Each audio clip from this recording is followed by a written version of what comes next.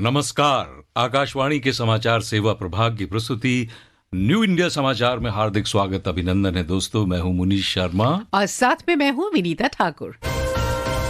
दोस्तों, ले आए हम आज आपके लिए 1 से 15 फरवरी का अंक। दोस्तों, भारत का किसान यानी अन्नदाता आज सिर्फ खेतों तक सीमित नहीं है, बल्कि वो देश की विकास यात्रा का सक्रिय और भरोसेमंद साथी भी बन गया है।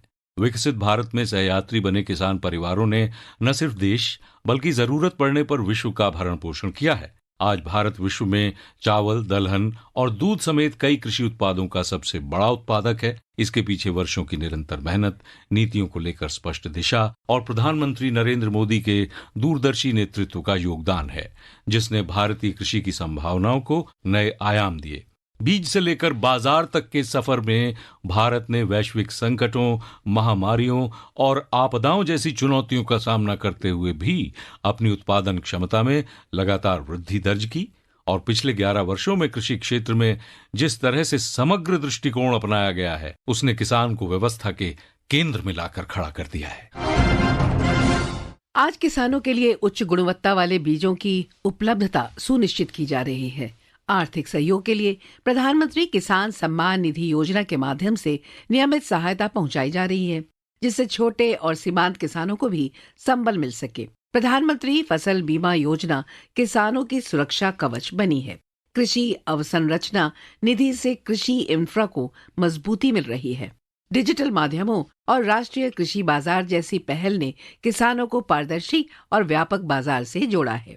केंद्र सरकार ने परंपरागत खेती के अलावा पशुपालन, दुग्ध उत्पादन, मत्स्य पालन, मधुमक्खी पालन और प्राकृतिक खेती जैसे क्षेत्रों को बढ़ावा देकर किसानों की आय के वैकल्पिक स्रोत विकसित किए हैं।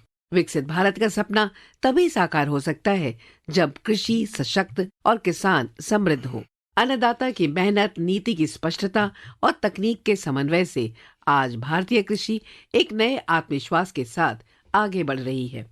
इस 1 फरवरी को किसानों को आर्थिक रूप से सशक्त करने वाले सबसे बड़े कदम पीएम किसान सम्मान निधि की घोषणा के 7 वर्ष पूरे हो रहे हैं।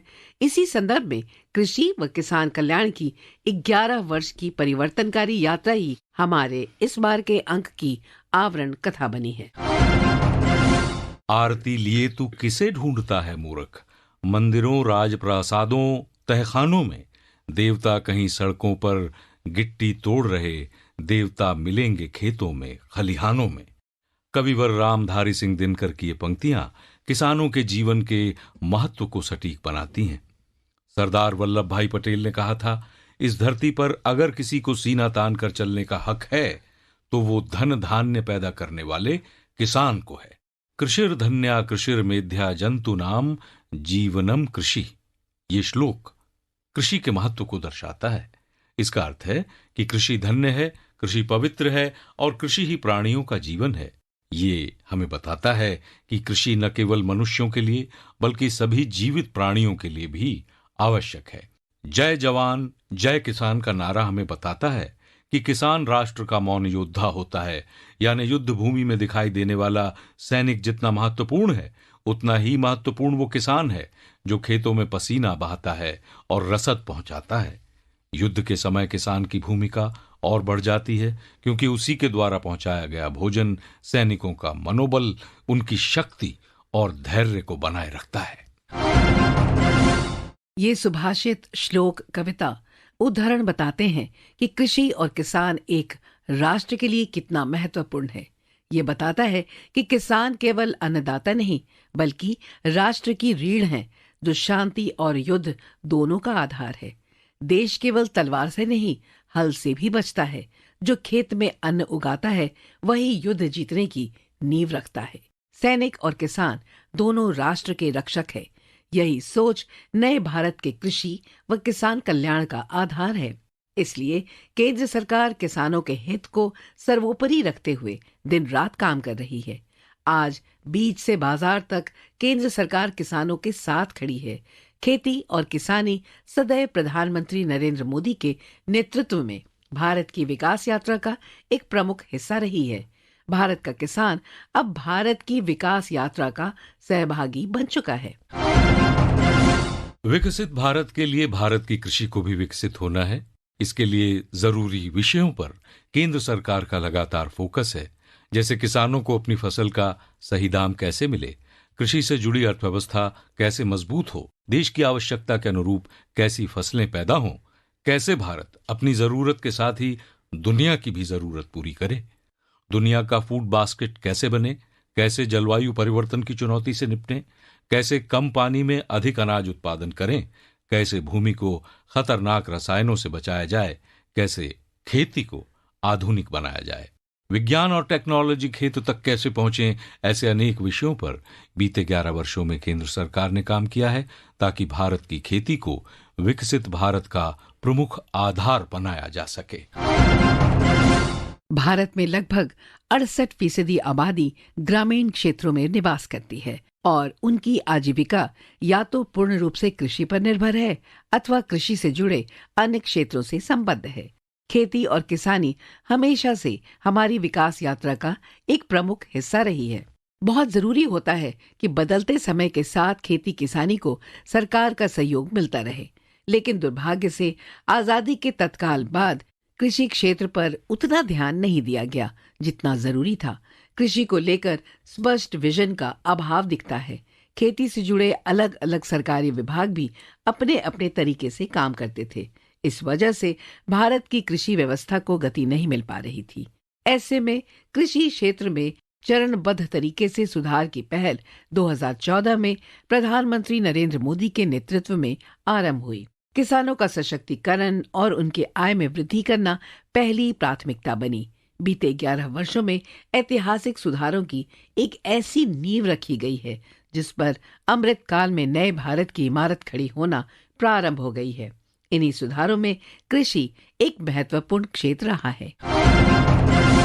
1 फरवरी 2019 का अंतरिम बजट कृषि क्षेत्र और किसान के सशक्तिकरण के युग में एक नया अध्याय लेकर आया, जब किसानों को आर्थिक रूप से सशक्त बनाने और जरूरत के वक्त साहूकारों के चंगुल से बचाने वाली महत्वपूर्ण योजना प्रधानमंत्री किसान सम्मान निधि शुरू करने की क्रांतिकारी घोषणा हुई। केंद्र सरकार की नीति, नियत, निर्णय की त्रिवेणी कैसे काम करती है, इसका उम्दा उदाहरण है ये योजना, जिसकी घोषणा 1 फरवरी 2019 को हुई और पूर्व की तारीख यानी 1 दिसंबर 2018 से ही लागू करते हुए किसानों के बैंक खाते में सीधे 2000 रुपए की पहली किस्त हस्तांतरित कर दी गई। ये देश की आजादी के बाद किसानों के लिए सबसे बड़ी योजना बनी। सभी किसानों के हित में बीज से लेकर बाजार तक अनगिनत सुधार किए गए और इसी का परिणाम है कि बीते 11 वर्षों में भारत का कृषि निर्यात करीब करीब 2 गुना हो गया। अनाज उत्पादन पहले से करीब करीब 900 लाख मीट्रिक टन और बढ़ गया। फल और सब्जियों का उत्पादन 640 लाख मीट्रिक टन से ज्यादा हो गया। आज दूध उत्पादन में भारत दुनिया में नंबर 1 है। भारत दुनिया का दूसरा सबसे बड़ा मछली उत्पादक है। 11 वर्ष पहले जितना शहद भारत में पैदा होता था, आज उसका करीब करीब 2 गुना होता है। 6-7 साल पहले करीब 450 करोड़ रुपए का शहद निर्यात होता था, लेकिन हाल ही में 1500 करोड़ रुपए से अधिक का शहद निर्यात हुआ है। आइए सुनते हैं बीते वर्ष में प्रधानमंत्री नरेंद्र मोदी ने क्या कहा था। आज बीज से बाजार तक भाजपा सरकार किसानों के साथ खड़ी है। खेत के काम के लिए सीधे खाते में पैसे पहुंचाए जा रहे हैं ताकि किसान को उधार के लिए भटकना न पड़े। अब तक पीएम किसान सम्मान निधि के लगभग 4 लाख करोड़ रुपए किसानों के खाते में भेजे गए हैं। आंकड़ा याद रहेगा? भूल जाएंगे? 4 लाख करोड़ रुपया मेरे देश के किसानों के खाते में सीधे जमा किए हैं। इसी साल किसानों की मदद के लिए 35,000 करोड़ रुपए की 2 योजनाएं, नई योजनाएं शुरू की है। 35,000 करोड़। पीएम धन धान्य कृषि योजना और दलहन आत्मनिर्भरता मिशन, इससे खेती को बढ़ावा मिलेगा। साथियों, हम किसानों की हर जरूरत को ध्यान रखते हुए काम कर रहे हैं। खराब मौसम की वजह से फसल नुकसान होने पर किसान को फसल बीमा योजना का सहारा मिल रहा है। फसल का सही दाम मिले, इसके लिए खरीद की व्यवस्था सुधारी गई है। हमारी सरकार का साफ मानना है कि देश तभी आगे बढ़ेगा जब मेरा किसान मजबूत होगा, और इसके लिए हर संभव प्रयास किए जा रहे हैं। किसान राष्ट्र निर्माण के मजबूत साथी हैं। उनके प्रयासों से आत्मनिर्भर भारत अभियान को बहुत मजबूती मिल रही है। केंद्र सरकार किसानों को सशक्त बनाने के लिए प्रतिबद्ध होकर लगातार काम कर रहे हैं। अगली पीढ़ी के लिए मिट्टी को स्वस्थ रखना, पानी को बचाना और संसाधनों का संतुलित उपयोग करना सबसे जरूरी है। मिशन लाइफ, एक पेड़ मां के नाम, अमृत सरोवर जैसे अभियान इसी भावना को आगे बढ़ाते हैं। केंद्र सरकार खेती को अधिक सस्टेनेबल और पर्यावरण के अनुकूल बनाने के लिए निरंतर काम कर रही है। आने वाले समय में सस्टेनेबल खेती के तरीके, वाटर मैनेजमेंट, पर drop more crop, natural farming, agritech और वैल्यू एडिशन की महत्वपूर्ण भूमिका है। इन सभी क्षेत्रों में युवा नई सोच के साथ आगे बढ़ रहे हैं। नई दिल्ली में आयोजित पोंगल समारोह में प्रधानमंत्री नरेंद्र मोदी ने कहा कि तमिलनाडु के युवा नेचुरल फार्मिंग में बेहतरीन काम कर रहे हैं। पीएम मोदी ने खेती से जुड़े तमिलनाडु के युवाओं से आग्रह किया कि वे सस्टेनेबल खेती के क्रांति लाने के इस अभियान को और विस्तार करें। हमारा लक्ष्य होना चाहिए कि हमारी थाली भी भरी रहे, जेब भी भरी रहे और हमारी धरती भी सुरक्षित रहे।